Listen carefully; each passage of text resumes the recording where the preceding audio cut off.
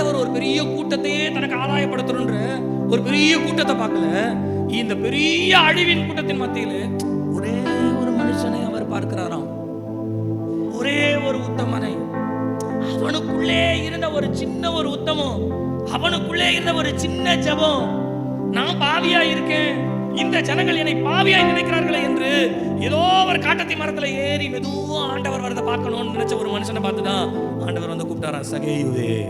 அந்த ஒரு மனுஷனுக்காக அந்த எரிகோனுடைய வீதியிலே கடந்து வந்த ஆண்டவர் அவனை கூப்பிட்டு சொன்னாராம், உன் வீட்டிற்கு நான் வர வேண்டாம். அவன் வீட்டிற்கு சென்று அவனுடைய குடும்பத்தார் முன்பாக சொன்னாராம், இந்த மனுஷனும் இன்றிலிருந்து ஆபிரகாமனுடைய குமாரனாய் இருக்கிறான். ஒரே மனுஷனுக்காக 38 வருஷமாய் அந்த குலத்தண்டையில இருந்த ஒரு மனுஷனுக்காக ஆண்டவர் போனார். எனக்கு அதே ஒரு மனுஷனாகிய உங்களையும் என்னையும் தேடிதான் இந்த உலகத்திற்கு ரட்சிப்பை கொடுக்கும்படியாய் ஆண்டவர் வந்தார்.